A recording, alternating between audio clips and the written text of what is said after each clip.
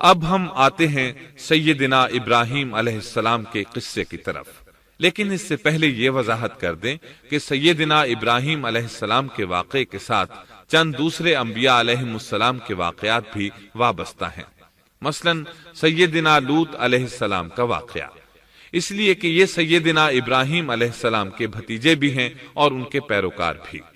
اسی طرح آپ کے صاحبزادوں سیدنا اسماعیل اور سیدنا اسحاق علیہ السلام کے واقعات ساتھ ساتھ چلتے ہیں۔ اس کی وجہ یہ ہے کہ سیدنا اسماعیل علیہ السلام کی ولادت کے وقت ابراہیم علیہ السلام کی عمر 87 سال تھی، اور سیدنا اسحاق علیہ السلام کی پیدائش کے وقت سیدنا ابراہیم علیہ السلام کی عمر 100 سال تھی، جبکہ سیدنا ابراہیم علیہ السلام کی کل عمر 175 سال ہوئی، اس لیے ان کے واقعات ساتھ ساتھ چلتے ہیں۔ ابراہیم علیہ السلام کا قصہ سناتے ہوئے ان حضرات کا ذکر ساتھ ساتھ ضرور آئے گا، تو آئیے شروع کرتے ہیں قصہ ابراہیم علیہ السلام کا۔ صالح علیہ السلام کے بعد اللہ تعالیٰ نے سیدنا ابراہیم علیہ السلام کو مبعوث فرمایا۔ ابراہیم علیہ السلام جد الانبیاء ہیں، عظیم المرتبت اور اولو العزم پیغمبر ہیں۔ آپ کے والد کا نام طارق تھا، جبکہ اس کا لقب آزر تھا۔ آزر مدد کرنے والے کو کہتے ہیں۔ یہ شخص اپنے قبیلے کے افراد کی مدد کیا کرتا تھا، غمخواری کرتا تھا، اس لیے اس کا لقب آزر مشہور ہو گیا تھا۔ قرآن مجید میں ابراہیم علیہ السلام کا قصہ 73 مقامات پر ذکر ہوا ہے۔ یہ 73 مقامات 25 سورتوں میں ہیں، اور یہ بات ابراہیم علیہ السلام کے بلند مرتبت ہونے پر دلالت کرتی ہے۔ ابراہیم علیہ السلام بھی سام بن نوح علیہ السلام کی نسل سے ہیں۔ آپ کی پیدائش عراق کے مشہور شہر بابل میں ہوئی۔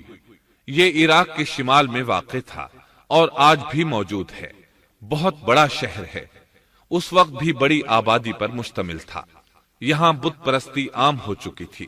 اللہ تعالی سورۃ العنکبوت آیت 25 میں فرماتے ہیں، ابراہیم نے کہا کہ تم نے جن بتوں کی پرستش اللہ کے سوا کی ہے، انہیں تم نے اپنی آپس کی دنیاوی دوستی کے بنا پر معبود ٹھہرا لیا ہے۔ مطلب یہ کہ وہ لوگ اللہ کی عبادت بتوں کو اللہ کا شریک ٹھہرا کر کرتے تھے۔ ابراہیم علیہ السلام نے اپنے باپ سے اور اپنی قوم سے کہا کہ یہ مورتیاں جن کے تم مجاور بنے بیٹھے ہو کیا ہیں؟ انہوں نے جواب دیا، ہم نے اپنے باپ دادوں کو انہی کی عبادت کرتے پایا ہے۔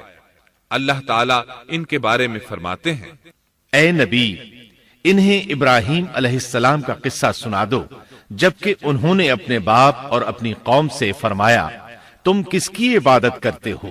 کہنے لگے، بتوں کی، ہم تو برابر ان کے مجاور بنے بیٹھے ہیں۔ ابراہیم علیہ السلام نے فرمایا، جب تم انہیں پکارتے ہو تو کیا وہ سنتے بھی ہیں یا تمہیں نفع اور نقصان پہنچا سکتے ہیں؟ انہوں نے کہا، یہ ہم کچھ نہیں جانتے، ہم نے تو اپنے باپ دادوں کو اسی طرح کرتے پایا ہے۔ مطلب یہ کہ یہ بت پرستی انہیں ورثے میں ملی تھی۔ وہ جن معبودوں کی عبادت کرتے تھے، نہ وہ ان کی پکار کو سنتے تھے، نہ ہی ان کے نفع و نقصان پر قادر تھے۔ اسی لیے ابراہیم علیہ السلام انہیں جھنجھوڑ رہے تھے، لیکن اندھی تقلید اور بشری عقل کے بیکار ہو جانے نے انہیں یہ سب سوچنے سے عاری کر دیا تھا۔ اللہ تعالیٰ نے ابراہیم علیہ السلام کی خصوصی رہنمائی فرمائی تھی، جیسا کہ سورۃ الانبیاء آیت 51 میں ہے، اور ہم نے ابراہیم کو پہلے سے ہدایت عطا فرما دی تھی اور ہم اسے جانتے تھے۔ ابراہیم علیہ السلام نے کبھی ایک لمحے کے لیے بھی بتوں کی پوجا نہیں کی تھی۔ آپ نے اپنی قوم کو بتوں کی پوجا کرتے دیکھا تو انہیں ملامت کی، ایک اللہ کی طرف دعوت دی، اور اس دعوت کی ابتدا انہوں نے اپنے باپ سے کی۔ اللہ تعالیٰ سورہ مریم میں فرماتے ہیں، اے نبی، کتاب میں ابراہیم کا ذکر کر، بے شک وہ سچا نبی تھا۔ جب اس نے اپنے باپ سے کہا، اے میرے باپ، بے شک مجھے وہ علم عطا ہوا ہے جو تمہیں حاصل نہیں، اس لیے میری اطاعت کریں، میں آپ کو سیدھا راستہ دکھاؤں گا۔ اے میرے باپ، شیطان کی عبادت نہ کریں، بے شک شیطان اللہ کا نافرمان ہے۔ ان بتوں کی عبادت گویا شیطان کی عبادت ہے، اس لیے آپ نے ان معبودوں کو شیطان سے تعبیر کیا۔ فرمایا، اے میرے باپ، بے شک مجھے خوف ہے کہ تم پر اللہ کا عذاب آئے، پھر تم شیطان کے ساتھی ہو جاؤ۔ باپ نے ان کی بات سن کر کہا، اے ابراہیم، کیا تو میرے معبودوں سے پھرا ہوا ہے؟ البتہ اگر تو باز نہ آیا تو میں تجھے سنسار کر دوں گا، اور تو مجھ سے ایک مدت تک دور ہو جا، یعنی مجھ سے اتنا دور ہو جا کہ کبھی مجھے نظر نہ آئے۔ ابراہیم علیہ السلام نے اپنے باپ پر نرمی اور مہربانی کرتے ہوئے ان سے کہا، آپ پر سلامتی ہو، میں اپنے رب سے آپ کے لیے بخشش طلب کرتا رہوں گا۔ لیکن جب بعد میں ان پر واضح ہو گیا کہ وہ تو اللہ کا دشمن ہے تو ابراہیم علیہ السلام اس سے بے تعلق ہو گئے۔ سورہ توبہ آیت 114 میں اللہ فرماتے ہیں، اور ابراہیم کا اپنے والد کے لیے بخشش طلب کرنا ایک وعدے کی وجہ سے تھا جو وہ اس سے کر چکے تھے، لیکن جب انہیں معلوم ہو گیا کہ وہ اللہ کا دشمن ہے تو اس سے بیزار ہو گئے۔ بے شک ابراہیم بڑے نرم اور تحمل والے تھے۔ کسی ایماندار کے لیے جائز نہیں کہ وہ کسی کافر کے لیے دعائے مغفرت کرے، بلکہ مومن پر حرام ہے کہ وہ کسی کافر یا عیسائی وغیرہ کے لیے مغفرت طلب کرے یا اس سے یہ کہے کہ اللہ تجھ پر رحم کرے۔ ابراہیم علیہ السلام کے والد نے انہیں دھمکی دی تھی کہ اگر تم اس دعوت سے باز نہ آئے تو میں تمہیں سنسار کر دوں گا۔ اس کے جواب میں ابراہیم علیہ السلام اپنے والد کے ساتھ انتہائی شفقت سے پیش آئے اور اس سے کہنے لگے، میں آپ کے لیے اپنے رب سے استغفار کرتا رہوں گا، اس لیے کہ آپ اپنے والد پر بے حد مہربان تھے۔ اسی لیے اللہ تعالیٰ بھی ابراہیم علیہ السلام پر بے حد مہربان تھے، اور آپ کا لقب خلیل الرحمن رکھ دیا گیا۔ خلت محبت کا وہ انتہائی درجہ ہے جس کے ساتھ دل محبت سے بھر جاتا ہے، یعنی وہ بہت سے لوگوں سے بڑھ کر اللہ تعالیٰ کو محبوب تھے۔ والد کے سخت جواب کے بعد ابراہیم علیہ السلام نے ان سے علیحدگی اختیار کر لی اور انہیں مخاطب کر کے فرمایا، میں تمہیں چھوڑتا ہوں اور جنہیں تم اللہ کے سوا پکارتے ہو ان کو بھی چھوڑتا ہوں، میں اپنے رب کو پکاروں گا، مجھے امید ہے میں اپنے رب کو پکار کر محروم نہیں رہوں گا۔ آپ اللہ کے پیارے اور پسندیدہ نبی تھے۔ جب آپ نے اپنی قوم کو توحید کی دعوت دی اس وقت آپ نوجوان تھے، آپ کی عمر 16 سال تھی۔ ساتھ میں آپ اس بات پر غور و فکر بھی کرتے کہ آخر یہ لوگ بتوں کی پوجا کیوں کرتے ہیں۔ آپ کا دل ان کے شرک پر بہت کوڑتا۔ آخر آپ نے مصمم ارادہ کر لیا کہ اس شر اور فساد کی جڑ کو کاٹ کر رہیں گے، یعنی ان بتوں کو توڑ کر رہیں گے۔ آپ اپنی قوم کو بتوں کو توڑ دینے کی دھمکی دیتے رہے۔ اس دھمکی کا ذکر اللہ تعالیٰ نے سورۃ الانبیاء آیت 57 میں کیا ہے، اور اللہ کی قسم میں تمہارے بتوں کا علاج کروں گا جب تم پیٹھ پھیر کر جا چکے ہوگے۔ یہ بات ابراہیم علیہ السلام نے پوشیدہ نہیں اعلانیہ کہی تھی۔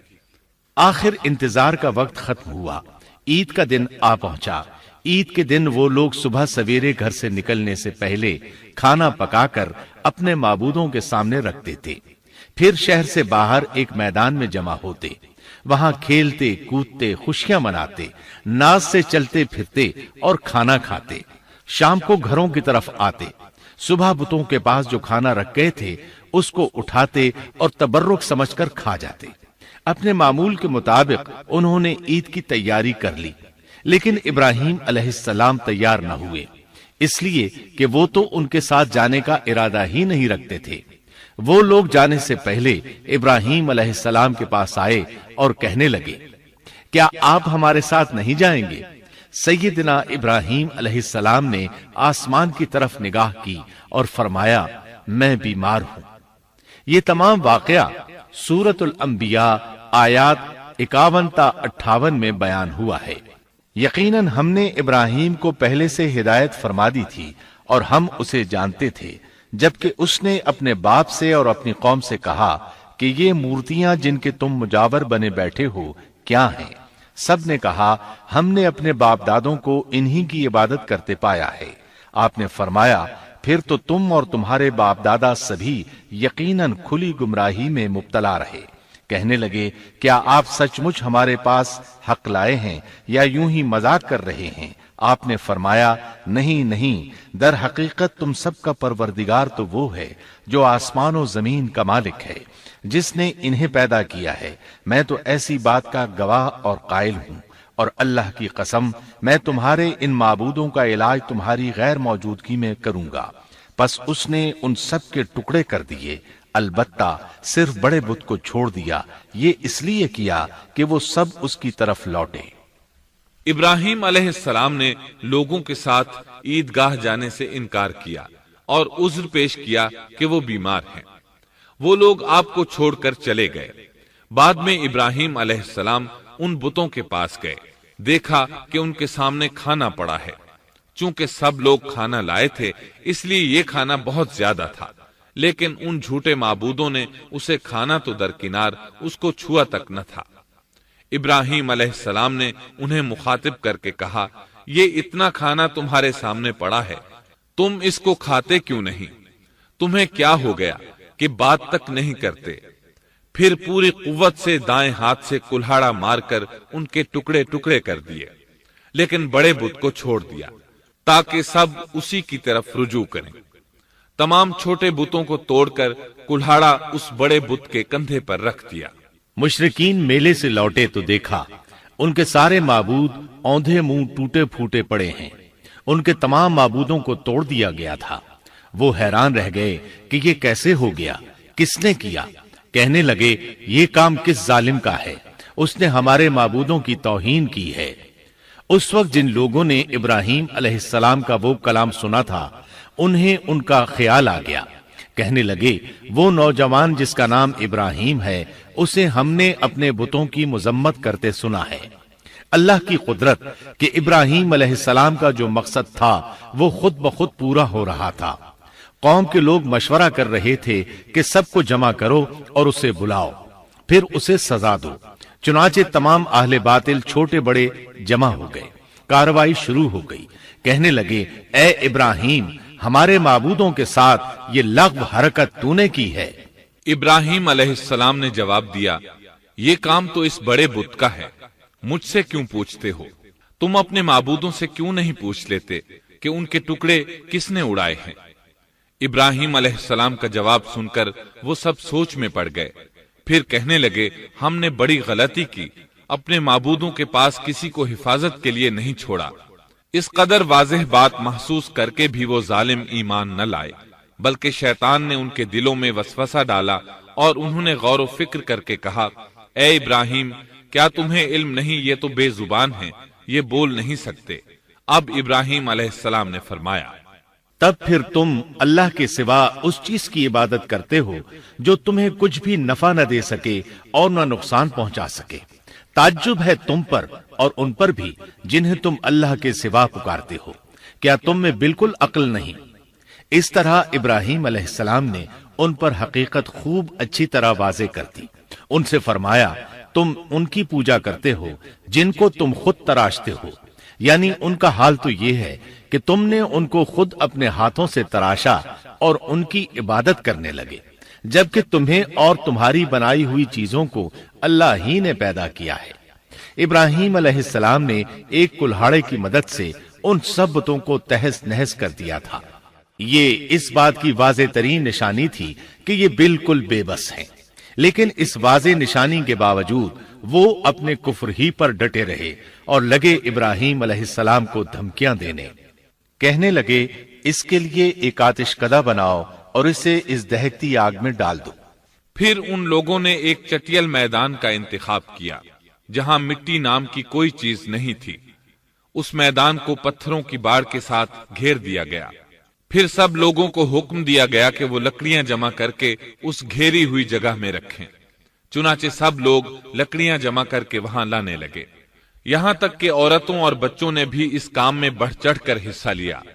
میدان میں اتنی لکڑیاں جمع ہو گئیں کہ زمین نظر نہیں آتی تھی۔ یہ لکڑیاں زمین پر ایک اونچی دیوار محسوس ہوتی تھیں۔ پھر ان لکڑیوں کو آگ لگائی گئی۔ جب آگ کے شعلے آسمان سے باتیں کرنے لگے تو انہوں نے ابراہیم علیہ السلام کو آگ میں ڈالنے کے لیے ایک جھولا تیار کیا۔ اس میں سیدنا ابراہیم علیہ السلام کو رکھا گیا۔ اس وقت آپ نے یہ دعا پڑھی، حسبنا اللہ ونعم الوکیل.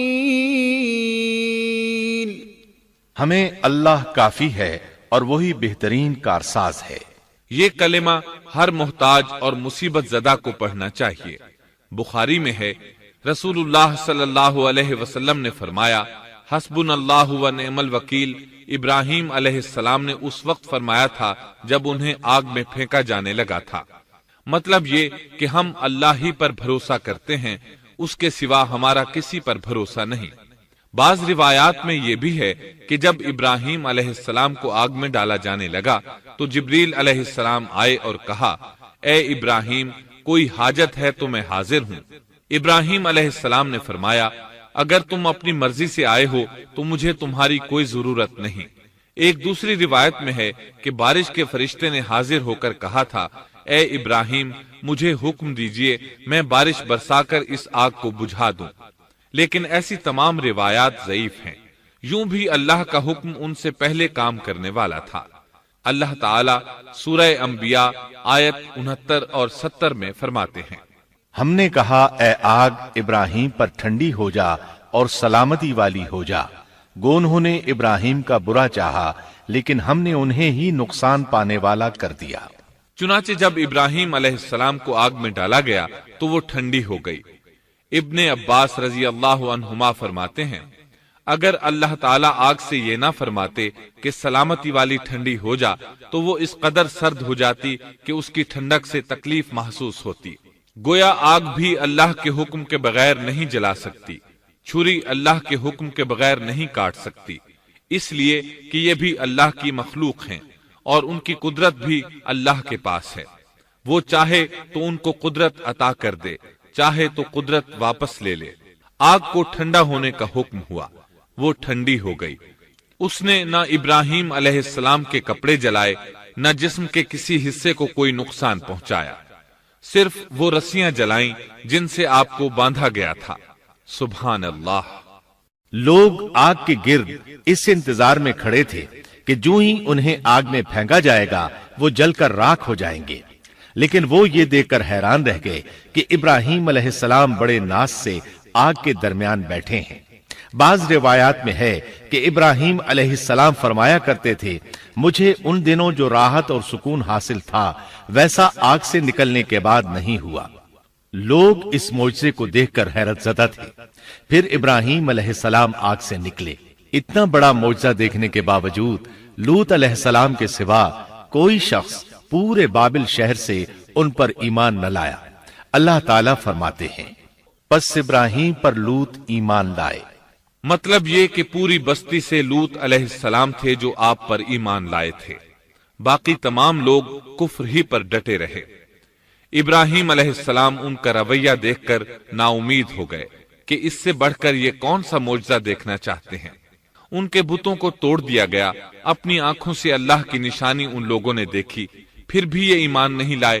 چنانچہ آپ نے وہاں سے ہجرت کا ارادہ فرما لیا. اس وقت بابل پر نمرود نامی بادشاہ کی حکومت تھی.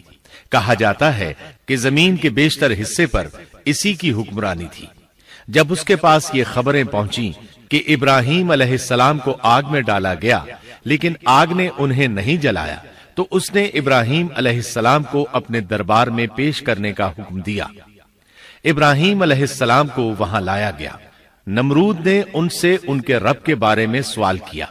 اللہ تعالیٰ سورۃ البقرہ آیت 258 میں فرماتے ہیں کیا تو نے اس شخص کو نہیں دیکھا جس نے ابراہیم سے اس کے رب کے متعلق جھگڑا کیا اس لیے کہ اللہ نے اسے سلطنت دی تھی. ایک روایت میں ہے کہ 4 بادشاہوں نے زمین کے بیشتر حصے پر حکمرانی کی ہے. ان میں سے ایک نمرود ہے. نمرود اپنے وقت کا حاکم و بادشاہ تھا. ابراہیم علیہ السلام سے جب اس کی اللہ تعالیٰ کے بارے میں بات چیت ہوئی تو ابراہیم علیہ السلام نے کہا میرا رب وہ ہے جو زندہ کرتا ہے اور مارتا ہے.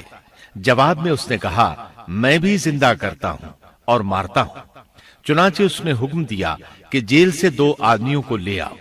جیل سے 2 ایسے آدمیوں کو لایا گیا جن کے لیے سزائے موت کا فیصلہ ہو چکا تھا.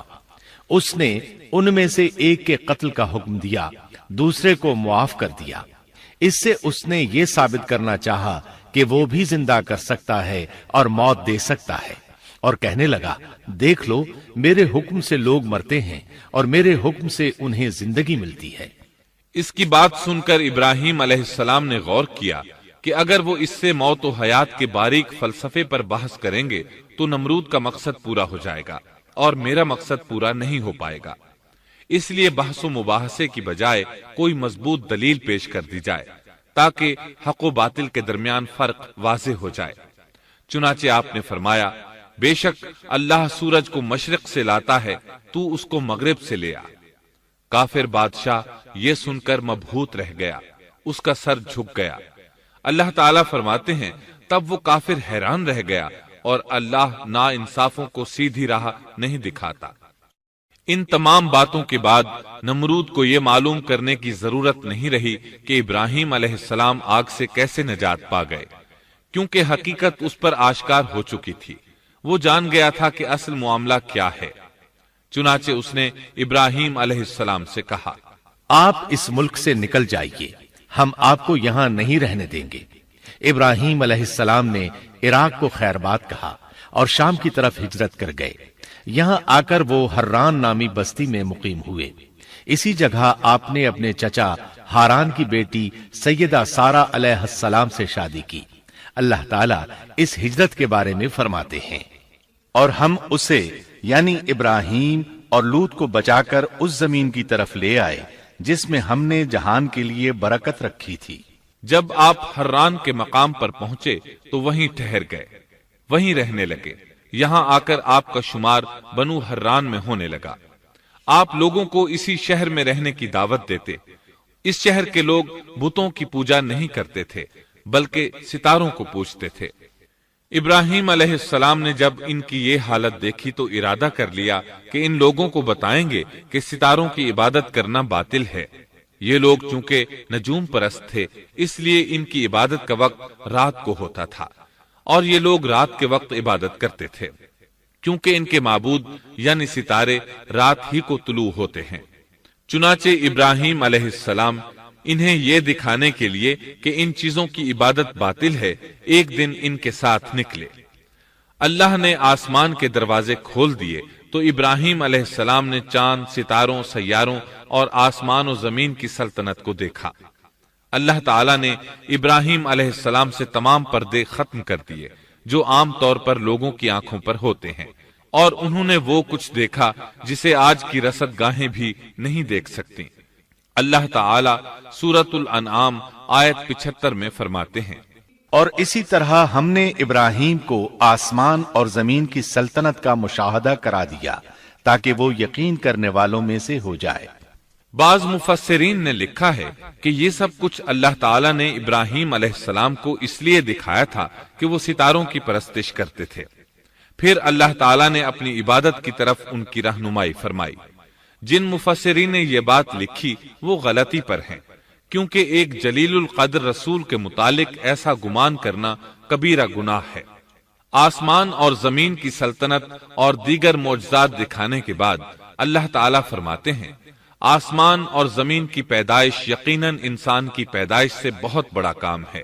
अल्लाह ताला एक दूसरे मकाम पर फरमाते हैं, आसमान और जमीन में बहुत सी निशानियां हैं जिनसे ये मुंह मोड़कर गुजर जाते हैं। इब्राहीम अलैहिस्सलाम हर्रान शहर के सितारा परस्तों को लेकर एक रात निकले।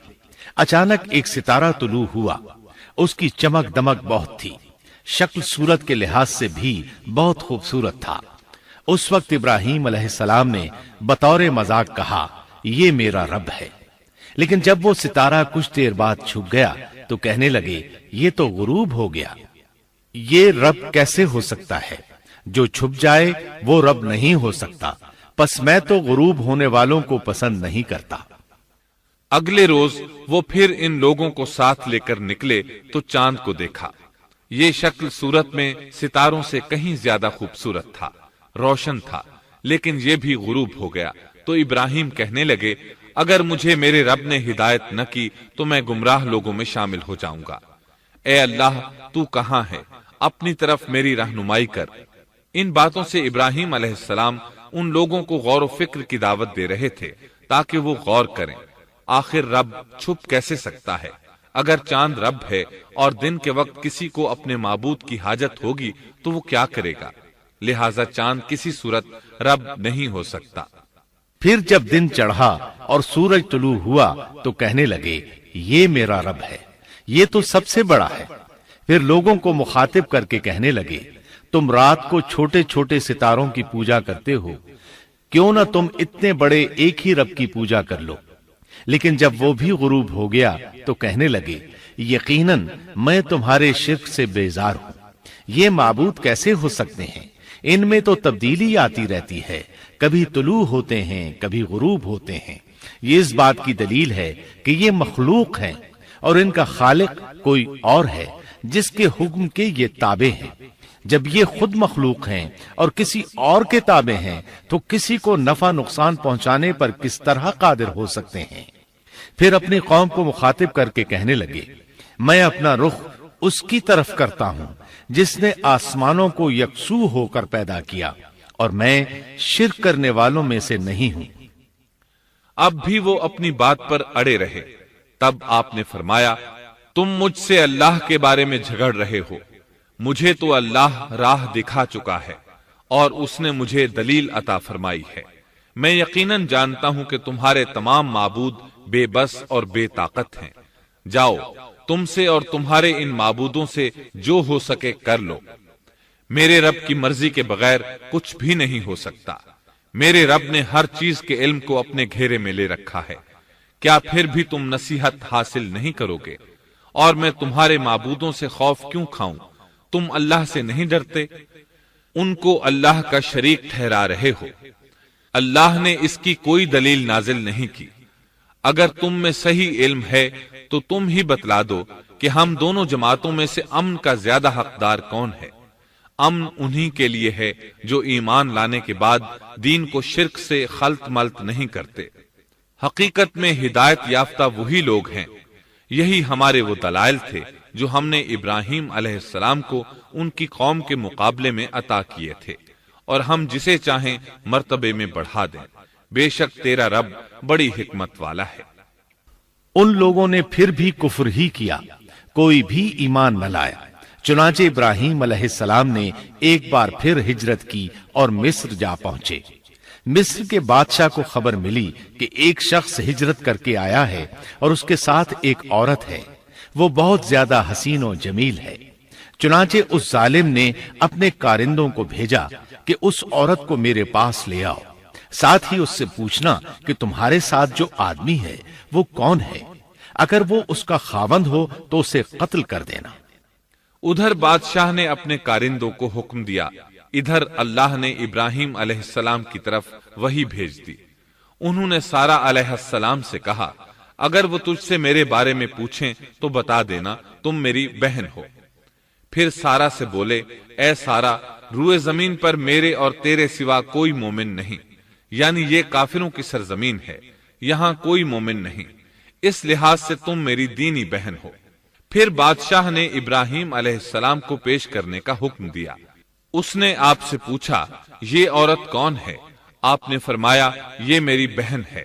اس طرح ابراہیم علیہ السلام کی زندگی میں 3 موقع ایسے آئے کہ انہوں نے اللہ کے دین کی حمایت اور مدافعت کے لیے توریہ کیا۔ توریہ کا مطلب یہ ہے کہ واقعہ کچھ اور ہو لیکن کوئی شخص کسی خاص مصلحت کی وجہ سے اسے 2 معانی والے الفاظ کے ساتھ اس انداز میں بیان کرے کہ سننے والا اس واقعہ کو نہ سمجھ سکے بلکہ اس کا ذہن خلاف واقعہ چیز کی طرف منتقل ہو جائے۔ شریعت نے بعض مخصوص حالات میں اس کی اجازت دی ہے۔ وہ 3 مواقع جہاں ابراہیم علیہ السلام نے توریہ فرمایا ان کی وضاحت کچھ اس طرح ہے۔ ایک یہ کہ آپ نے میلے پر نہ جانے کی غرض سے ان لوگوں سے کہا تھا کہ میں بیمار ہوں۔ دوسرے موقع پر یہ فرمایا تھا یہ کام اس بڑے سردار بت کا ہے۔ تیسرے سارہ علیہ السلام کو دینی بہن قرار دیا۔ اس ظالم بادشاہ نے سارہ علیہ السلام کو اپنی تحویل میں لے لیا۔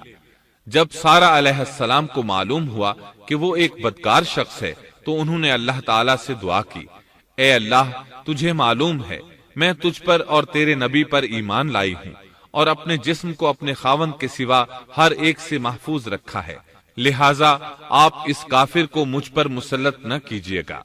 چنانچہ اس کافر بادشاہ نے جب سیدہ سارہ کو پکڑنے کے لیے اپنا ہاتھ بڑھایا تو اس کا ہاتھ شل ہو گیا اور اپنی جگہ پر جم گیا۔ وہ لگا چیخ پکار کرنے، اس میں اتنی طاقت نہ رہی کہ اپنے ہاتھ کو حرکت دے سکے۔ اس کی آواز سن کر اس کے محافظ بھاگے ہوئے آئے، انہوں نے اس کے ہاتھ کو چھڑانا چاہا لیکن چھڑا نہ سکے۔ اس کی یہ حالت دیکھ کر سیدہ سارہ خوف زدہ ہو گئیں۔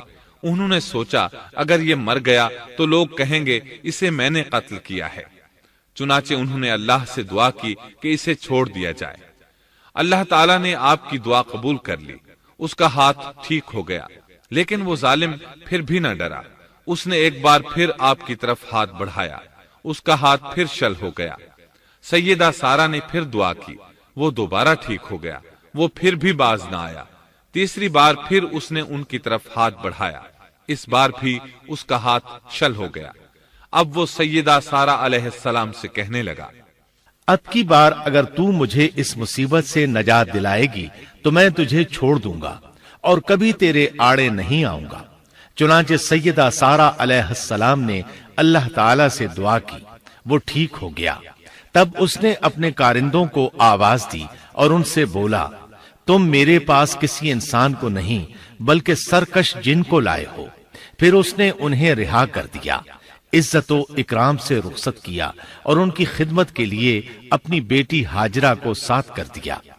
سارہ علیہ السلام واپس لوٹیں تو دیکھا کہ ابراہیم علیہ السلام نماز پڑھ رہے ہیں۔ نماز کے بعد انہوں نے پوچھا، سارہ اس نے تمہارے ساتھ کیا سلوک کیا؟ سیدہ سارہ علیہ السلام نے سارا واقعہ سنا دیا۔ سن کر آپ نے فرمایا، الحمدللہ۔ پھر بولے، اب ہم یہاں نہیں رہیں گے بلکہ واپس جائیں گے۔ چنانچہ آپ ایک بار پھر فلسطین میں آ گئے، وہیں اپنی زندگی بسر کرنے لگے۔ جب آپ فلسطین میں مستقل طور پر رہائش پذیر ہوئے تو لوط علیہ السلام بھی آپ کے ساتھ تھے۔ لوط علیہ السلام آپ کے بھتیجے تھے، ان کے والد کا نام ہاران تھا۔ یہ بچپن ہی سے سیدنا ابراہیم علیہ السلام کے زیر سایہ رہے، انہی کے ہاں پرورش پائی، اس لیے دین حق فوراً قبول کر لیا۔ جب سیدنا ابراہیم علیہ السلام نے عراق سے شام کی طرف ہجرت کی تو یہ آپ کے ساتھ تھے، وہاں سے حران گئے، تب بھی ساتھ تھے۔ پھر مصر کی طرف ہجرت کی تو بھی لوط علیہ السلام ان کے ساتھ تھے۔ آخر کار جب آپ نے مصر کو بھی خیر بات کہا اور فلسطین آ گئے تب بھی یہ ساتھ تھے۔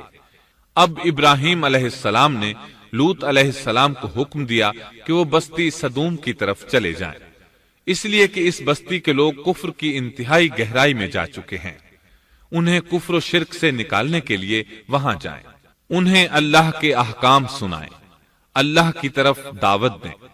چنانچہ لوط علیہ السلام تو اس طرف روانہ ہو گئے اور ادھر فلسطین میں صرف 3 مسلمان رہ گئے، ابراہیم علیہ السلام، ان کی زوجہ محترمہ سیدہ سارہ اور سیدہ ہاجرہ علیہم السلام وہیں رہائش پذیر رہے اور لوگوں کو مسلسل اللہ کی طرف دعوت دیتے رہے۔ یہاں یہ بے شمار مال و دولت کے بھی مالک بن گئے۔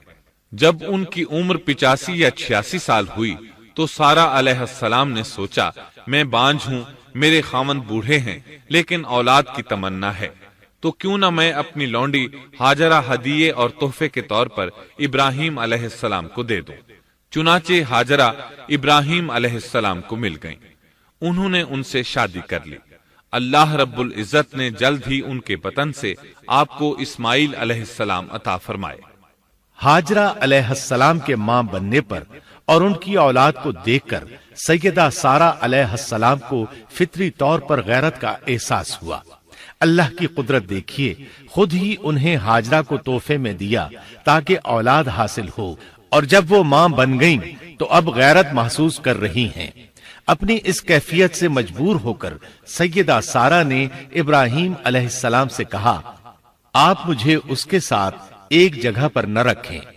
مورخین اور سیرت نگار لکھتے ہیں کہ ہاجرہ علیہ السلام ایک نطاق پہنا کرتی تھی، یعنی وہ جسم کے درمیان ایک لمبا کپڑا لٹکا لیتی تھیں تاکہ وہ کپڑا گھسٹ گھسٹ کر قدموں کے نشانات مٹا دے اور سارا کو نظر نہ آئے، کیونکہ سارا غیرت کی حد کو پہنچ چکی تھی۔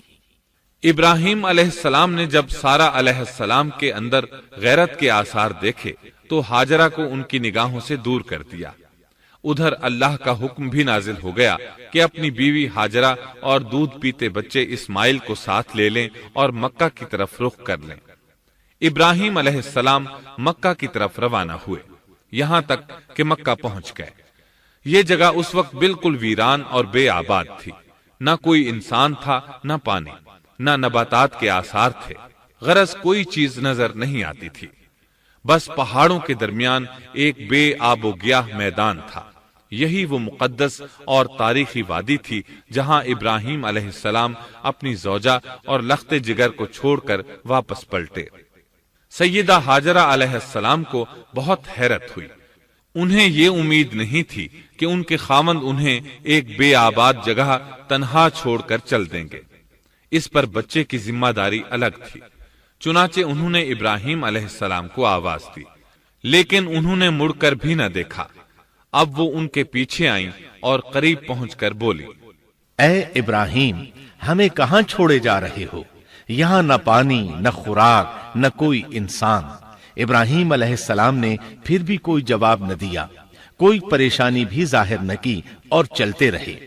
سیدہ ہاجرہ بھی آپ کے پیچھے چلتی رہیں اور پوچھتی رہیں کہ ہمیں کس کے حوالے کر کے جا رہے ہیں؟ یہاں تو کوئی بھی جاندار نہیں، مکمل طور پر بے آباد علاقہ ہے۔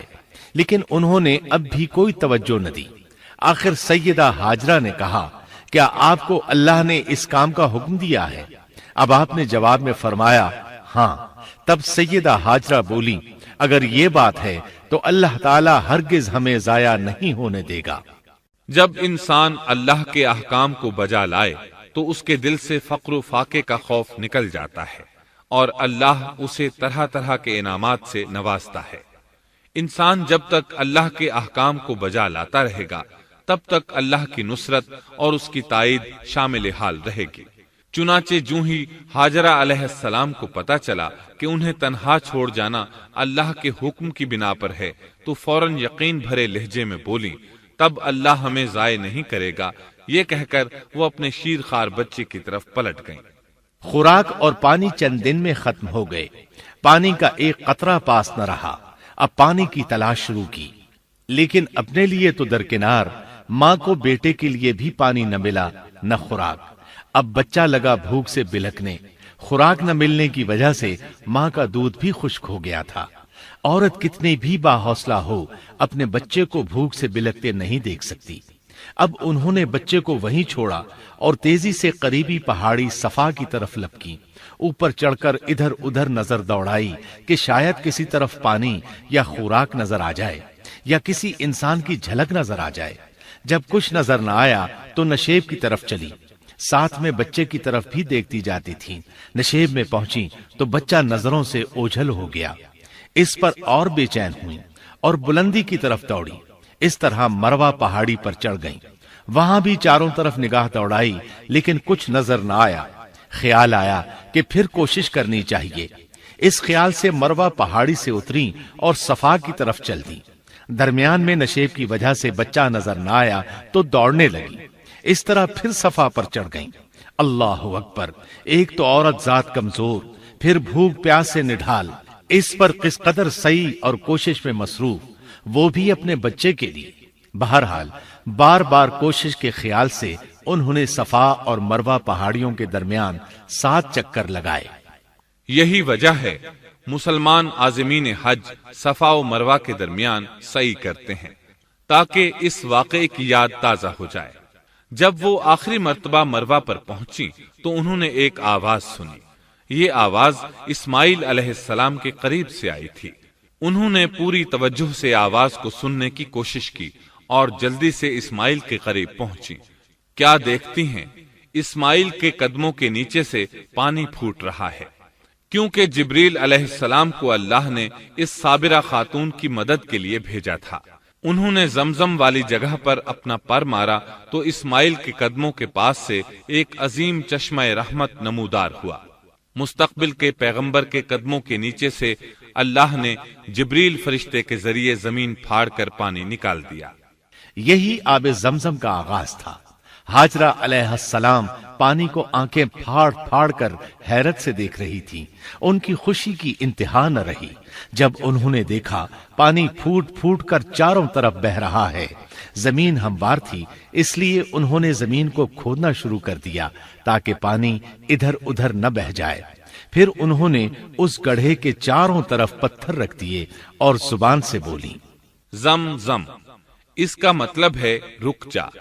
نبی اکرم صلی اللہ علیہ وسلم کا فرمان ہے، اللہ اسماعیل کی والدہ پر رحم فرمائے، اگر وہ جلد بازی سے کام نہ لیتی تو زمزم ایک بہنے والا چشمہ ہوتا۔ لیکن انہوں نے اس کے گرد بند باندھ دیا۔ انہیں دراصل اس وقت پانی کی شدید ضرورت تھی، اس لیے انہوں نے پانی کو اپنے پاس جمع کر لیا تاکہ بہہ کر ضائع نہ ہو جائے۔ انہوں نے اسماعیل کو پانی پلایا، خود بھی خوب پیا، اور یہ اللہ تعالی کی طرف سے ان کی مہمان نوازی تھی۔ وہاں کوئی اور انسان نہیں تھا، نہ کھانے کی کوئی چیز تھی، بس یہی آب زمزم ان کے لیے کھانے اور پینے کا کام دے رہا تھا۔ اب چونکہ زمزم ایک چشمہ بن گیا تھا، اس لیے پرندے بھی آنے لگے۔ انہی دنوں عرب کے قبیلوں میں سے ایک قبیلہ بنو جرہم یمن کو خیر باد کہہ کر اس طرف آ رہا تھا۔ یمن میں ایک بہت بڑا ڈیم تھا۔ پہاڑوں کے درمیان انہوں نے پانی کو روک کر ایک بہت بڑا بند قائم کر رکھا تھا۔ اس سے پورا سال آسانی سے کھیتی باڑی کرتے تھے۔ اس ڈیم کی بدولت ان کا آب پاشی کا نظام بہت اچھا تھا۔ جب اس ڈیم کو اللہ تعالیٰ نے توڑا تو تمام لوگ وہاں سے منتشر ہو گئے اور جزیرہ عرب کے اطراف میں منتقل ہونے لگے۔ وہیں سے ہجرت کرنے والا ایک قبیلہ بنو جرہم تھا۔ یہ لوگ بنیادی طور پر عرب تھے۔ یہ قبیلہ سفر میں رہتا، جہاں کہیں پانی اور چراگاہ نظر آتے وہیں پڑاؤ ڈال دیتے۔ جب وہاں خوراک ختم ہو جاتی تو آگے سفر شروع کر دیتے۔ چونکہ وہ بہت بڑے تاجر تھے، اس بنا پر ان راستوں سے خوب واقف تھے۔ انہیں چشموں کا خوب علم تھا۔ ملک شام کی طرف بھی ان کی آمد و رفت تھی۔ یہ قبیلہ بنو جرہم مکہ کے قریب پہنچا تو فضا میں پرندوں کو منڈلاتے پایا۔ کہنے لگے، ان پرندوں کی موجودگی میں ضرور کوئی راز ہے۔ اب انہوں نے اپنے کچھ آدمی اس طرف بھیجے۔ یہ لوگ جلد ہی چشمے تک پہنچ گئے۔ انہوں نے وہاں ایک عورت اور اس کے بچے کو پایا۔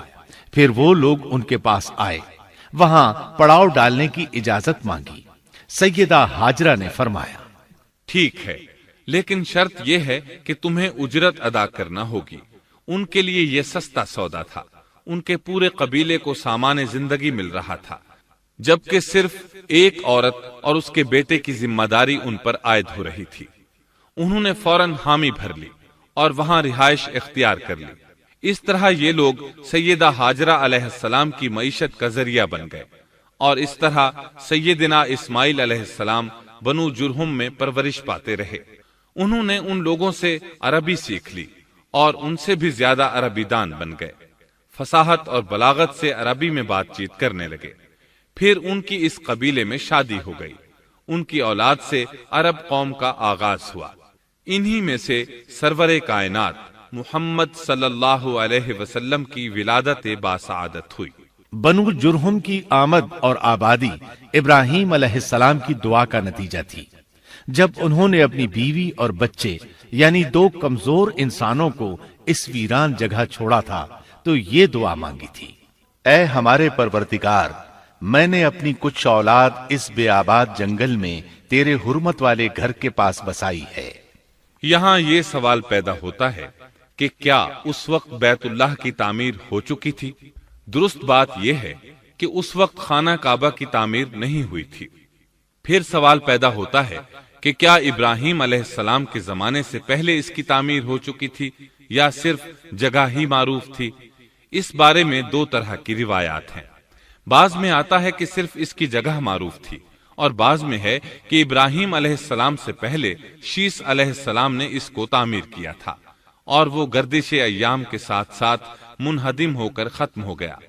لیکن بہرحال اس کی جگہ معلوم تھی اور وہی پہلا گھر تھا، جیسا کہ اللہ نے خبر دی ہے۔ اللہ تعالیٰ نے پہلا گھر جو لوگوں کے لیے مقرر کیا تھا وہی ہے جو مکہ میں ہے، اور وہ پوری دنیا کے لیے برکت اور ہدایت والا ہے۔ ابراہیم علیہ السلام نے اللہ تعالیٰ سے یہ دعا مانگی تھی، اے ہمارے پروردگار، میں نے اپنی کچھ اولاد اس بے کھیتی کے جنگل میں تیرے حرمت والے گھر کے پاس بسائی ہے۔ اے ہمارے پروردگار، یہ اس لیے کہ وہ نماز قائم کریں، پس تو کچھ لوگوں کے دلوں کو ان کی طرف مائل کر دے اور انہیں پھلوں کی روزیاں عطا فرما تاکہ یہ شکر گزاری کریں۔ دن گزرتے رہے اور اسماعیل علیہ السلام بنو جرہم کے ماحول میں عمر کی منزلیں طے کرتے رہے اور وہ ہوش سنبھالنے کے قریب ہو گئے۔ ابراہیم علیہ السلام ہر سال 1-2 بار اپنے گھرانے کی دیکھ بھال کے لیے چکر لگاتے تھے۔ جب اسماعیل علیہ السلام نے ہوش سنبھالا تو ایک بار پھر ایک عظیم آزمائش کا وقت آ گیا۔ ہوا یوں کہ ایک مرتبہ ابراہیم علیہ السلام مکہ تشریف لائے، ایک جگہ آرام کے لیے بیٹھے کہ نیند کی وادی میں پہنچ گئے۔ نیند میں انہوں نے خواب دیکھا کہ اپنے لخت جگر کو اپنے ہاتھ سے ذبح کر رہے ہیں، ساتھ ہی آنکھ کھل گئی۔ ابراہیم علیہ السلام جانتے تھے کہ انبیاء کرام کے خواب حقیقت ہوتے ہیں، اللہ کی طرف سے وحی ہوتے ہیں، اور شیطان کسی صورت ان کے خواب میں نہیں آ سکتا۔ لہٰذا انہوں نے اس خواب کے مطابق عمل کرنے کا پختہ ارادہ کر لیا، کسی قسم کی پریشانی کا شکار نہ ہوئے۔ اللہ رب العزت نے اس عظیم اور تعجب خیز واقعے کا قرآن مجید میں ذکر کرتے ہوئے فرمایا، اور ابراہیم نے کہا، میں تو ہجرت کر کے اپنے پروردگار کی طرف جانے والا ہوں، وہ ضرور میری رہنمائی کرے گا۔ اے میرے رب، مجھے نیک بخت اولاد عطا فرما۔ تو ہم نے ایک بردبار بچے کی بشارت دی۔ پھر جب بچہ اتنی عمر کو پہنچا کہ اس کے ساتھ چلنے پھرنے لگا تو ابراہیم نے کہا، میرے پیارے بیٹے، میں نے خواب دیکھا ہے کہ میں تجھے ذبح کر رہا ہوں، اب تو بتا تیری کیا رائے ہے؟ یہاں سوال پیدا ہوتا ہے کہ ابراہیم علیہ السلام نے اسماعیل علیہ السلام سے مشورہ کیوں لیا؟ وہ چاہتے تو اسماعیل کو سوتے میں ذبح کر دیتے، اس طرح اللہ کا حکم بجا لاتے۔ وہ بیٹے کے پاس کیوں گئے اور ان سے مشورہ کیوں لیا؟ جی ہاں، یہ مسئلہ یاد رکھنے کے قابل ہے کہ ہر مسلمان پر لازم ہے کہ وہ اپنے دوسرے مسلمان بھائی کو اجر و ثواب میں شامل کرنے کی کوشش کرے۔ ابراہیم علیہ السلام نے بیٹے کو ثواب میں شامل کرنے کے لیے انہیں اللہ کے حکم سے آگاہ کیا۔ یہ نہ چاہا کہ میں اکیلا ہی اجر لیتا رہوں، بلکہ دوسرے کی خیر خواہی کو پیش نظر رکھا۔ والدین کے لیے آپ کے اس انداز میں نصیحت موجود ہے، یہ کہ اولاد کو ثواب کے مواقع فراہم کریں، ان کی صحیح تربیت کریں۔ اگر صدقہ کرنے کا موقع ملے تو بچوں کے ذریعے صدقہ کرائیں تاکہ انہیں بھی اللہ کے راستے میں خرچ کرنے کی عادت پڑے۔ جب کسی دینی مجلس میں بیٹھنے کا موقع ملے تو اپنی اولاد کو بھی ساتھ لے کر جائیں۔ بے شمار لوگ خود تو جاتے ہیں، اولاد کو جانے کے لیے کہتے بھی نہیں، خود دین سیکھتے ہیں، اولاد کو دین نہیں سکھاتے۔ ابراہیم علیہ السلام نے اسماعیل علیہ السلام سے رائے لی۔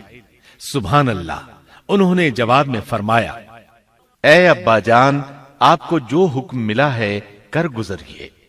یہ نہیں کہا کہ مجھے تو حکم نہیں ہوا، بلکہ فوراً سر تسلیم خم کر دیا، اس لیے کہ وہ جانتے تھے انبیاء کا خواب حقیقت پر مبنی ہوتا ہے، اللہ کی وحی ہوتا ہے، اس لیے بالکل پریشانی ظاہر نہ کی، یہ تک نہ پوچھا مجھے کیوں ذبح کر رہے ہیں، یا میرا کیا جرم ہے، یا آپ کے پاس کون سا صریح حکم آیا ہے۔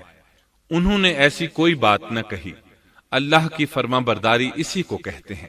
چنانچہ اپنے باپ سے کہا، اے ابا جان، آپ کو جو حکم ہوا ہے اس کو کر گزریے، انشاءاللہ آپ مجھے صبر کرنے والوں میں پائیں گے۔ علماء کرام فرماتے ہیں اس جملے سے ان کا انتہائی ادب اور احترام شامل ہے، اور اس میں زبردست توکل موجود ہے۔ یہ نہیں کہا کہ آپ مجھے صبر کرنے والوں میں سے پائیں گے، بلکہ آپ نے اللہ کی مشیت کو جملے میں شامل کیا اور فرمایا، انشاءاللہ آپ مجھے صبر کرنے والوں میں سے پائیں گے۔ لہٰذا مسلمانوں کو دھوکے میں نہیں پڑنا چاہیے۔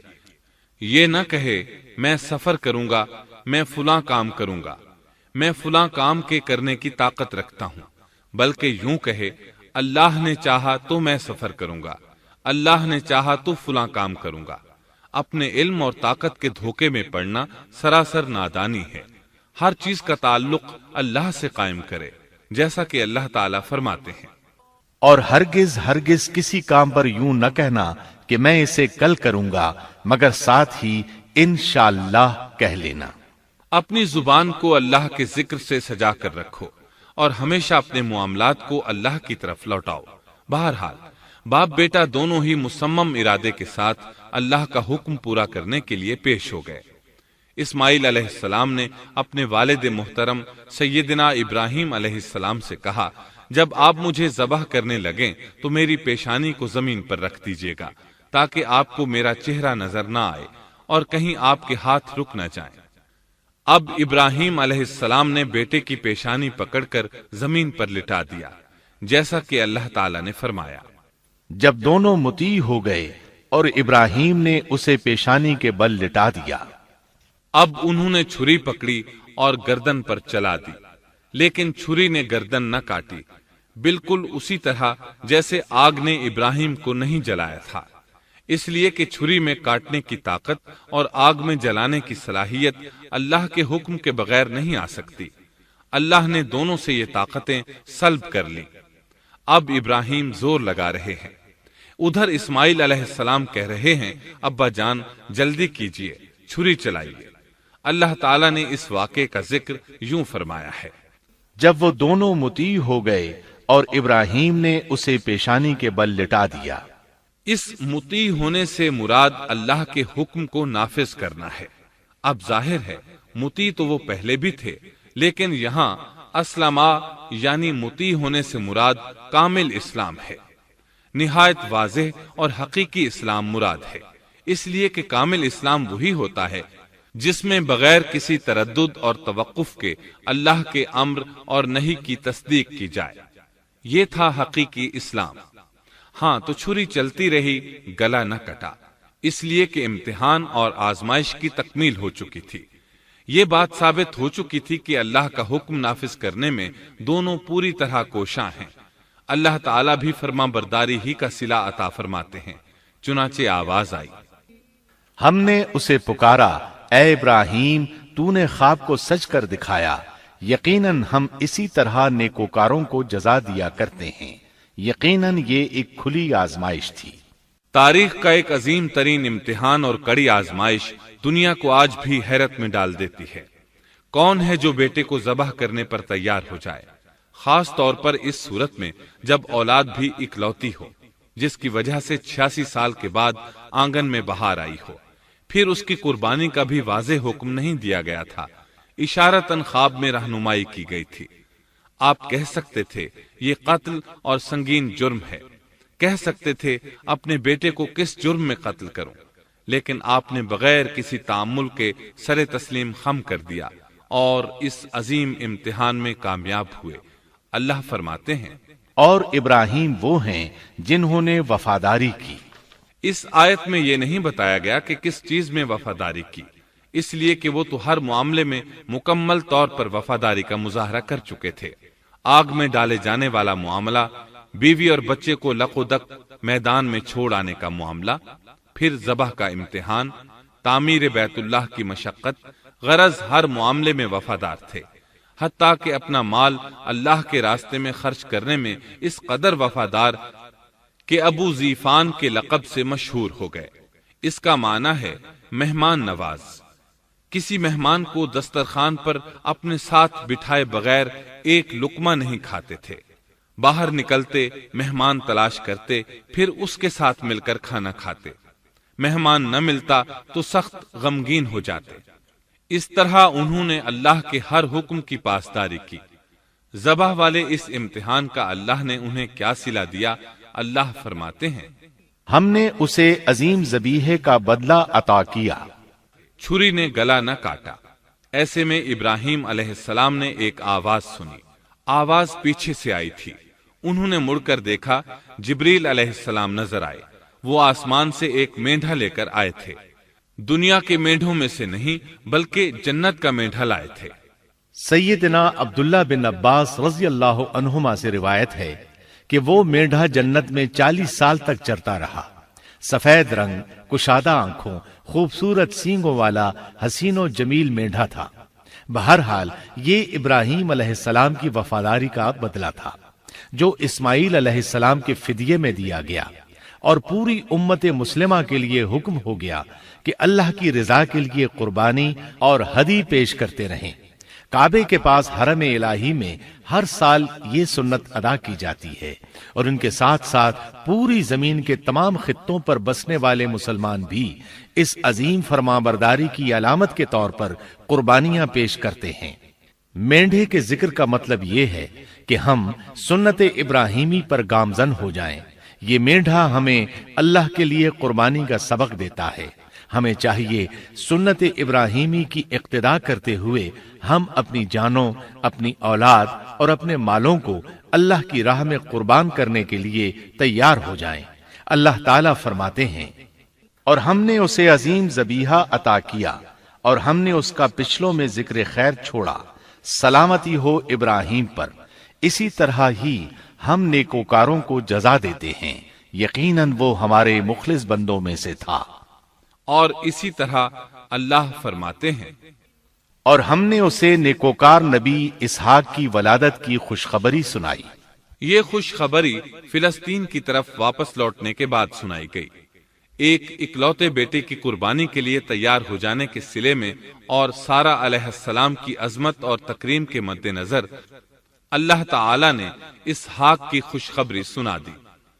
یہ آیت ذبح کے واقعے کے بعد اللہ تعالی نے ذکر فرمائی ہے، اس لیے معلوم ہوا پچھلی آیات میں اسحاق کے علاوہ کسی اور بیٹے کا ذکر ہوا ہے، اور وہ اسماعیل علیہ السلام ہی تھے، جبکہ یہودی روایات میں اسحاق علیہ السلام کو ذبیح قرار دیا جاتا ہے۔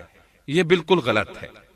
ذبح کے واقعے کے بعد اسحاق علیہ السلام کی بشارت مل رہی ہے، پھر بھلا وہ پیدا ہونے سے پہلے ہی ذبیح کیسے بن گئے؟ اس لیے یہ قطعی بات ہے کہ اسماعیل علیہ السلام ہی ذبیح ہیں۔ اس کے کئی اور بھی دلائل ہیں جن کے ذکر کرنے کا یہاں موقع نہیں۔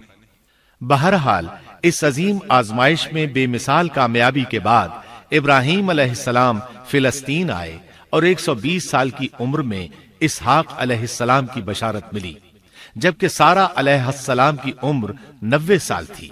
ان پر بڑھاپا طاری ہو چکا تھا۔ ایسے میں 3 فرشتے آئے۔ وہ تو قوم لوط کی تباہی کے لیے آئے تھے۔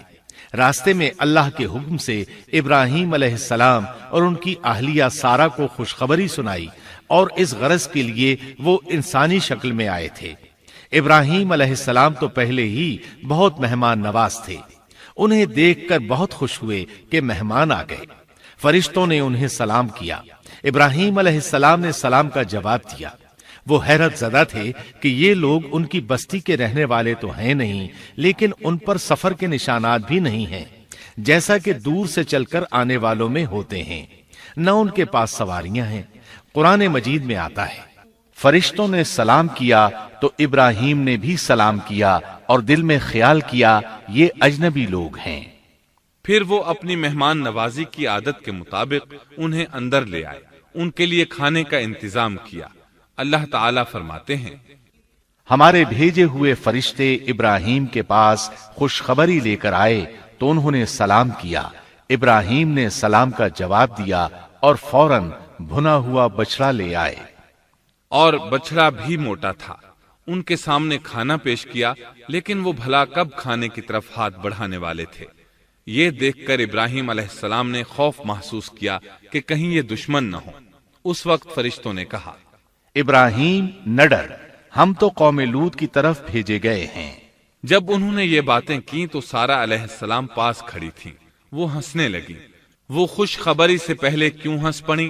علماء اس بارے میں کہتے ہیں کہ جب انہوں نے سنا یہ فرشتے لوط علیہ السلام کی بستی کو تباہ کرنے جا رہے ہیں تو ان کے خاتمے کی خبر سن کر وہ ہنستی۔ اس کے بعد فرشتوں نے یہ خوشخبری سنائی، ہم نے اسے اسحاق کی پیدائش کی خوشخبری دی، اور اسحاق کے بعد یعقوب پوتے کی بھی خوشخبری دی۔ بہت جلد ہی ہم اسحاق سے تیری ویران گود کو آباد کریں گے، اور تو اپنی زندگی میں اس کے بیٹے یعقوب کو بھی دیکھ لے گی۔ اب 3 بشارتیں جمع ہو گئیں، بیٹا پیدا ہوگا، لمبی عمر ملے گی یعنی بیٹا جوان ہوگا، اور پھر وہ اپنے پوتے کو بھی دیکھے گی۔ اس سے بڑھ کر کیا عزت اور تکریم ہو سکتی ہے؟ اس لیے جب نبی کریم صلی اللہ علیہ وسلم سے پوچھا گیا کریم یعنی عزت والا کون ہے، تو آپ نے فرمایا کریم بن کریم بن کریم بن کریم، یعنی یوسف بن یعقوب بن اسحاق بن ابراہیم علیہ السلام۔ مطلب یہ کہ نبی بن نبی بن نبی بن نبی۔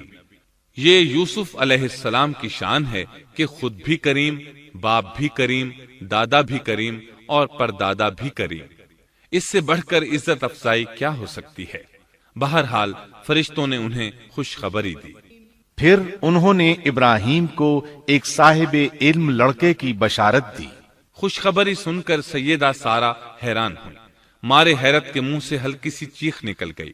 انہوں نے اپنے رخسار پر ہاتھ مارا جیسا کہ عورتوں کی عادت ہوتی ہے، کہنے لگی ہائے افسوس، کیا میں بچہ جنوں گی حالانکہ میں بانجھ ہوں اور میرے خاوند بوڑھے ہیں؟ یہ تو حیرت کی بات ہے۔ ایک دوسری جگہ اللہ تعالیٰ نے یہ الفاظ فرمائے، کہنے لگی میں بوڑھی اور بانجھ ہوں، بھلا میں بچے کو کیسے جنم دوں گی؟ اس پر فرشتوں نے کہا تو اللہ کے حکم پر تعجب کرتی ہے، اے اہل بیت، یہ تو اللہ کی تم پر رحمت اور برکت ہے، وہ بہت بزرگ اور قابل تعریف ہے۔ دوسری آیت میں ہے انہوں نے کہا اسی طرح تیرے رب نے فیصلہ کیا ہے اور ہمیں کہا ہے، یقیناً وہ بہت حکمت والا ہے اور علم رکھنے والا ہے۔ یہ تھی اسحاق علیہ السلام کی ولادت کی خوشخبری۔ ابراہیم علیہ السلام مکے میں سیدنا اسماعیل علیہ السلام سے ملنے کے لیے آتے رہتے تھے۔ ایک روز آئے تو ان سے کہا اے میرے بیٹے، اللہ تعالیٰ نے مجھے حکم دیا ہے کہ اس مقام پر اللہ کا گھر تعمیر کرنا۔ اسماعیل علیہ السلام نے فوراً کہا میں حاضر ہوں۔ اس طرح انہوں نے کھدائی شروع کی۔ ایسے میں انہیں شیش علیہ السلام کی تعمیر کے آثار نظر آئے۔ انہوں نے اس پر تعمیر شروع کر دی۔ ایک روایت میں یہ بھی ہے کہ انہوں نے فرشتوں والی بنیادوں کے آثار بھی دیکھے۔ نبی کریم صلی اللہ علیہ وسلم کی جوانی کے دنوں میں جب مکے کے قریش نے کعبے کی تعمیر نئے سرے سے کی تو انہوں نے اس کی بنیادوں کو گہرا کرنا چاہا۔ وہ کھدائی کرتے ان سبز پتھروں تک پہنچ گئے جو پہاڑوں کی چوٹیوں کی طرح نظر آ رہے تھے۔ انہوں نے ان پتھروں کو نکالنا چاہا۔ ایک شخص نے کدال کے ذریعے ایک پتھر کو باہر نکالا تو اس کے نیچے سے اتنا نور نکلنے لگا کہ قریب تھا وہ شخص اندھا ہو جاتا۔ پھر پتھر خود بخود نیچے جا گرا اور اپنی جگہ پر جم گیا۔ اس کے بعد لوگوں نے ان پتھروں کو ہاتھ نہ لگایا اور تعمیر شروع کر دی۔ قرآن مجید میں تعمیر کعبہ اور بیت اللہ کا تذکرہ اس طرح آیا ہے، اور جب ہم نے بیت اللہ کے مکان میں ابراہیم کو جگہ دی اور فرمایا کہ میرے ساتھ شرک نہ کرنا اور میرے گھر کو طواف، قیام اور رکوع و سجود کرنے والوں کے لیے پاک رکھنا، اور فرمایا بے شک لوگوں کے لیے جو پہلا گھر تعمیر کیا گیا ہے وہ مکہ میں ہے، وہ جہان والوں کے لیے برکت اور ہدایت کا ذریعہ ہے، اس میں واضح نشانیاں ہیں، مثلا مقام ابراہیم، تو جو کوئی حرم میں داخل ہوگا وہ امن میں آ جائے گا۔ اور یاد کرو اس وقت کو جب ابراہیم کو اس کے پروردگار نے کئی باتوں کے ذریعے آزمایا، وہ ان میں پورے اترے تو اللہ نے فرمایا میں آپ کو تمام لوگوں کا امام بنا رہا ہوں۔ ابراہیم نے کہا اے میرے رب، میری اولاد میں سے بھی امام بنائیے۔ جواب میں اللہ نے فرمایا میرا امامت کا وعدہ ظالم لوگوں کے لیے نہیں ہے۔ اور اس وقت کو یاد کرو جب ہم نے بیت اللہ کو ثواب اور امن کی جگہ بنا دیا اور لوگوں نے مقام ابراہیم کو جائے نماز بنا لیا۔ ہم نے ابراہیم کو حکم دیا کہ میرے گھر کو طواف، اعتکاف، رکوع اور سجود کے لیے پاک رکھو، اور وہ وقت بھی یاد رکھو جب ابراہیم نے دعا کی اے پروردگار اس شہر کو امن والا بنا دے اور اس کے مومن بندوں کو پھلوں کا رزق عطا کر۔ اللہ تعالیٰ نے فرمایا میں کافروں کو بھی تھوڑا فائدہ دوں گا، پھر انہیں آگ کے عذاب کی طرف بے بس کر دوں گا، یہ پہنچنے کی جگہ بری ہے۔ اور وہ وقت یاد کرو جب ابراہیم اور اسماعیل بیت اللہ کی بنیادوں کو بلند کر رہے تھے اور دعا مانگ رہے تھے، اے ہمارے رب، ہماری محنت کو قبول فرما، تو دعا کو سننے والا جاننے والا ہے، اور ہمیں اپنا فرما بردار بنا، ہماری اولاد میں سے بھی ایک فرما بردار گروہ بنا، اور ہمیں عبادت کا طریقہ سکھا اور ہم پر رجوع فرما، کیونکہ تو ہی توبہ قبول کرنے اور رحم فرمانے والا ہے۔ اے ہمارے رب، ان لوگوں میں انہی میں سے ایک رسول بھیج جو ان پر تیری آیات کی تلاوت کرے اور انہیں کتاب و حکمت سکھائے، انہیں پاک کرے، یقیناً تو غالب حکمت والا ہے۔ تعمیر کے دوران جب ابراہیم علیہ السلام اس مقام تک پہنچے جہاں آج حجر اسود ہے تو اللہ تعالیٰ نے جنت سے ایک سفید پتھر بھیجا۔ حدیث میں ہے یہ پتھر نہایت سفید تھا، اب سیاہ ہو گیا ہے۔ انسانوں کی غلطیاں اس کے سیاہ ہونے کا سبب بنی۔ جب دیواریں انسانی قد کے برابر ہو گئیں تو اسماعیل علیہ السلام ایک پتھر لے آئے۔ اب ابراہیم علیہ السلام اس پتھر پر کھڑے ہوئے، وہ ننگے پاؤں تھے۔ اسی وقت پتھر پگھل گیا، ان کے پاؤں اس کے اندر کسی قدر دھنس گئے، پتھر پر ان کے پیروں کے نشانات آ گئے۔ اسی پتھر کو آج مقام ابراہیم کہا جاتا ہے۔ پہلے یہ پتھر بیت اللہ کی دیواروں کے ساتھ رکھا گیا تھا۔ جب لوگ طواف کے لیے آتے تو سیدنا ابراہیم کے پیروں کے نشانات دیکھنے کے لیے یہاں ہجوم ہو جاتا۔ اس طرح طواف کرنے والوں کو دقت کا سامنا ہوتا۔ سیدنا عمر رضی اللہ عنہ نے صحابہ کرام کے مشورے سے اس پتھر کو اس جگہ سے قدرے ہٹا کر نماز کی صفوں کے قریب کر دیا تاکہ طواف کرنے والوں کو دقت نہ ہو۔ یہ مقام بہت مقدس ہے۔ اللہ نے فرمایا ہے، تم مقام ابراہیم کو جائے نماز مقرر کر لو۔ مقام ابراہیم کے قریب اس کے پیچھے ہو کر نماز پڑھنے کا موقع مل جائے تو لازماً وہاں 2 رکعت ادا کیا کرو۔ موقع نہ ملے تو پھر پوری مسجد حرام میں طواف سے فراغت والی 2 رکعت پڑھ لیا کرو۔ اس طرح کعبہ تعمیر ہوا۔ تب نیا حکم آیا، لوگوں میں جو استطاعت رکھے اس پر اللہ کے لیے حج بیت اللہ فرض ہے، اور جو شخص جان بوجھ کر اعراض کرے تو اللہ جہانوں سے بے نیاز ہے اور اسے اس کی کوئی پرواہ نہیں۔ ادھر ابراہیم علیہ السلام کو اللہ تعالی کی طرف سے اشارہ ہوا، لوگوں میں حج کا اعلان کر دیں۔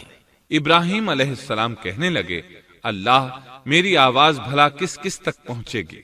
جواب آیا، آپ کے ذمے آواز لگانا ہے، پہنچانا ہمارا کام ہے۔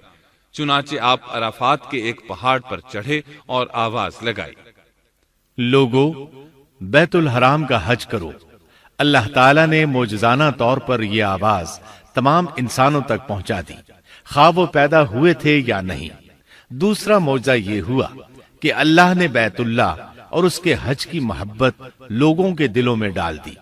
اللہ نے فرمایا، وَأَذِّن فِي النَّاسِ بِالْحَجِّ يَأْتُوكَ رِجَالًا وَعَلَى كُلِّ ضَامِرٍ يَأْتِينَ مِن كُلِّ فَجٍّ عَمِيقٍ۔ اور آپ لوگوں میں حج کا اعلان کر دیں، وہ آپ کی طرف پیدل بھی آئیں گے اور دبلے پتلے اونٹوں پر بھی دور دور سے آئیں گے۔ اس طرح لوگ پیدل اور سوار ہو کر کثرت سے حج کے لیے آنے لگے اور یہ ویران علاقہ آباد ہونے لگا۔ یہ تھے حالات اور واقعات ابراہیم علیہ السلام کے۔ آپ نے 175 سال کی عمر میں وفات پائی۔ آپ سے پہلے سیدہ ہاجرہ علیہ السلام نے وفات پائی اور ان کی وفات سے کچھ ہی عرصہ بعد سیدہ سارہ علیہ السلام 127 سال کی عمر میں فوت ہو گئیں۔ ان دونوں کی وفات کے بعد آپ غمگین رہنے لگے۔ آخر اتنی مدت تک ساتھ رہا تھا۔ آپ خلیل الرحمن تھے، آپ پر صحیفے بھی نازل ہوئے، آپ اللہ کے بے حد شکر گزار تھے۔